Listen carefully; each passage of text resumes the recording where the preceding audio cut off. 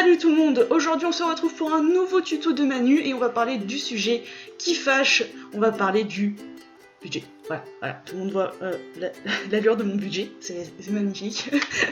Donc pour faire ce budget, en fait, il y a juste quelques étapes à connaître. Une fois qu'on les connaît, on peut les appliquer sur absolument tous les budgets. Moi, je vais prendre l'exemple qui nous intéresse aujourd'hui, celui d'un raid. Entre autres, là, on va prendre l'exemple concrètement du 4L Trophy, on va pas le cacher. Et on va voir un petit peu comment on fait son budget, comment l'estimer, le personnaliser à chaque cas, parce qu'évidemment, on va pas tous avoir le même budget selon nos possibilités. Donc c'est parti. Alors, dans un premier temps, il faut savoir que le budget comporte deux variantes. On a les frais fixes, ceux dont on sait qu'ils bougeront pas spécialement d'un moment sur l'autre. On peut faire une estimation vraiment très facilement. Je dirais même que d'un équipage à l'autre, les frais vont quasiment pas bouger. Et ensuite, on a ce qu'on appelle les frais variables. C'est des frais donc qui vont être personnalisés, qui vont être uniques à chaque équipage et justement qui vont nécessiter peut-être plus de connaissances pour pouvoir les calculer. Donc voyons ça ensemble. Donc déjà, les frais fixes. Les frais fixes, ils comportent les frais d'inscription. Parce que tous les raids, en principe, il y a des frais d'inscription pour l'organisation, la gestion des bivouacs, les campings, éventuellement les traversées marines, ainsi que les traversées terrestres. Ensuite, on a tout ce qui va être essence et payage, parce que l'utilité d'avoir une voiture, c'est de la faire rouler, donc la mettre sur route. Après, on a le budget assurance, qui est assez facilement estimable. Il suffit de faire un devis chez un assureur qui accepte de vous prendre sur les raids, parce que tous ne l'acceptent pas, et d'ailleurs pour certains, c'est un véritable parcours du combattant. On n'a pas été sponsorisé par notre assureur, mais à savoir que ça se trouve, cherchez un petit peu, vous allez voir en faisant le tour des assurances, vous allez forcément trouver. Voilà. Donc pour vous donner un ordre d'idée du budget déjà relativement fixe, les frais d'inscription pour le 4L Trophy, on est autour de 3500 € à peu près. Faut savoir que si vous anticipez que vous vous préinscrivez avant une date limite, vous pouvez économiser 200 €. Mais sur ces 200 € en fait vont être repris des frais qui sont pas forcément indiqués dans les frais d'inscription de base, c'est-à-dire les frais de rapatriement, il y en a pour 90 € et les frais de valise GPS qui sont obligatoires également, il y en a pour 90 € aussi. Et je crois qu'il y a des frais d'annulation que vous pouvez en plus rajouter, il y en a également pour 90 €. Donc si vous cumulez tout ça, vos frais d'inscription ils sont fixes. Mais vérifiez bien que tout est bien compris dans le prix, qu'il n'y aura pas de choses à rajouter. S'il y a des choses à rajouter, rajoutez-le immédiatement.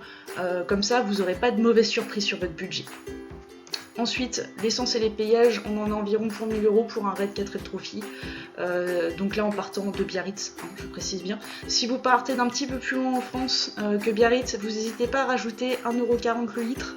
Et vous multipliez du coup par la consommation de votre 4L selon son réglage et par le nombre de kilomètres que vous avez à parcourir et vous le rajoutez à ce budget. Donc là pareil, on part sur un 4L Trophy. Pour un autre raid, on n'aura pas forcément le même budget d'essence et de payage, donc renseignez-vous bien.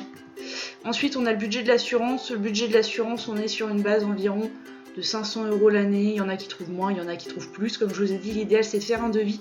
Mais normalement, voilà, on tourne autour de ça. Si vous voyez que vous avez un devis carrément au-dessus, dites-vous qu'il y a une arnaque. Si vous voyez que vous avez un devis complètement en dessous, soyez très content pour vous. Et surtout, n'hésitez pas à partager, parce qu'on est tous intéressés par la question. Donc on a parlé des frais fixes, les frais faciles à calculer, donc ça c'est une bonne chose de fait. Maintenant on va parler de la partie un peu plus compliquée, ce que j'appelle moi les frais variables. Dedans on va avoir l'achat de la 4L, oui parce que toutes les 4L n'ont pas le même prix. On va avoir la préparation de la 4L, parce que même si vous achetez une 4L qui a déjà fait un raid, il y a fort à parier que vous aurez quand même un petit peu de préparation dessus, à tous les coups. C'est-à-dire qu'il y a forcément des frais d'entretien, enfin on va voir ça plus en profondeur, mais il y a forcément quelque chose à faire. Et enfin on a le divers. Et ça c'est une catégorie qui paraît anodine, mais qui est super importante en fait. Donc pour l'achat de la 4L, chose importante à savoir, c'est que c'est hyper aléatoire. Ça dépend de l'état du véhicule, ça dépend s'il a déjà fait un raid, s'il est déjà équipé, si il est très ancien, s'il est plutôt récent. Ça va dépendre en fait ça va dépendre d'énormément de choses. Donc l'achat de la 4L, les budgets varient, les budgets ont tendance à beaucoup augmenter avec le temps. Je vous le cache pas, une ancienne 4L de Trophy, souvent ça va coûter entre 3 et 5 000 €. Si elle est à peu près en bon état. Une autre 4L, elle peut descendre carrément en dessous, mais il faut savoir que les réparations à faire dessus vont être différentes. Dans tous les cas, ne vous attendez pas à avoir une 4L nickel, c'est-à-dire que, comme je vous ai dit, même une 4L de trophiste, aura certainement des frais à faire dessus, quoi qu'il arrive. Il faut savoir que c'est les 4L qui subissent énormément et il faut savoir que les autres 4L souvent sont mal entretenues, donc elles ont subi, je dirais, l'âge, la rouille, le mauvais entretien, le mauvais stationnement, parce qu'elles sont pas forcément au garage et elles ont tendance à rouiller. Enfin voilà. L'achat de la 4L, faites très attention, réfléchissez bien, prévoyez un budget, essayez si possible d'avoir l'information du prix de la 4L, d'en réserver une ou vous posez un budget avant de finir votre budgétisation, parce que ça va déterminer beaucoup de choses derrière. Donc on y vient. La préparation de la 4L. Ça va être défini avec l'achat de la 4L et donc la préparation va vous coûter plus ou moins cher selon déjà l'état de base du véhicule. Si vous trouvez un véhicule qui a très peu d'entretien à faire, ça va être beaucoup plus simple à estimer, c'est-à-dire que vous allez vous dire tiens bah ça va, par exemple je vais avoir des amortisseurs à changer, tout ce qui va être fluide éventuellement à changer également, mais ça va s'arrêter là, c'est-à-dire qu'on n'a pas de gros frais. Après vous pouvez avoir une 4L plus ancienne où là on a carrément un grand nombre de pièces à changer, un châssis à refaire, voilà. Après tout dépend de vos connaissances, tout dépend si vous avez des amis qui savent faire, si vous n'avez pas, si vous avez de l'outillage, si vous n'en avez pas. Si vous savez déjà que vous allez avoir certains sponsors qui vont vous aider dans certains domaines, c'est-à-dire qu'on peut avoir des sponsors qui vont vous aider sur des pièces mécaniques, on peut avoir des sponsors comme monoutillage.com qui vont nous aider sur des pièces qui sont plutôt outillage, et d'ailleurs qui coûtent très rapidement un certain prix. Vous estimez ça selon la 4L que vous allez acheter. Donc voilà, il faut déjà se poser sur votre 4L. Et si vous n'avez pas encore trouvé de 4L et si vous n'êtes pas sûr de votre choix, vous ne pouvez pas budgétiser. C'est pour ça que la première étape, c'est l'achat de la 4L, c'est savoir laquelle vous allez prendre, quel budget vous allez mettre dedans et quel budget vous comptez mettre plus ou moins dans les réparations. Si vous pensez être des personnes avec une grande connaissance de la chose, ou si vous pensez que les tutos sur YouTube, entre autres ceux de notre chaîne, pourront vous aider avec les bases que vous avez déjà à faire votre 4L et pouvoir refaire une 4L de A à Z, prévoyez le budget. Il faut savoir qu'on a toujours des choses qui ne sont pas prévues. Donc n'hésitez pas à gonfler un petit peu. Également, pour faire vos devis, pour avoir une idée du prix, n'hésitez pas à aller sur des sites différents qui vont vous proposer des prix différents. Et également, n'hésitez pas à contacter quelqu'un qui s'y connaît, peut-être une personne de votre entourage ou un garagiste qui va pouvoir vous orienter sur les pièces à prendre de la meilleure qualité et au meilleur prix. Ensuite, on a le divers. Le divers, ça va être le matériel de camping, les frais de passeport, les affaires scolaires éventuellement si vous n'avez pas réussi à toutes les avoir en don, les repas du midi qui ne sont pas compris dans le 4L Trophy, qui ne sont pas compris dans beaucoup de raids, donc il ne faut pas hésiter, les éventuels surplus, l'hôtel, enfin voilà, il y a beaucoup de choses qui peuvent apparaître à côté. Le divers, c'est un budget très important, c'est un budget sur lequel vous pouvez beaucoup vous faire sponsoriser aussi. Mais ne pas oublier que ça reste un budget assez incertain, donc pareil, ce sont des frais variables, sur lequel également on peut peut-être un petit peu entailler si on a des soucis de 4L sur le chemin, si on a du change à faire avant le départ, également pour vos frais de gestion de compte, parce qu'en principe quand on tient une association on a un compte en banque pour recevoir l'argent des sponsors et éventuellement le dépenser, et du coup, on a des frais de gestion de compte qui se greffent là-dessus, donc qui passeront dans le divers. Pour les frais variables, vous avez toutes les informations qui me semblent nécessaires. Donc là, on va passer donc, à un petit bilan, des conseils finaux, qui sont très importants. Premier conseil, bien se renseigner sur les 4L et les défauts qu'elles peuvent avoir pour choisir le bon véhicule et éviter les surprises qui vont dépasser votre budget.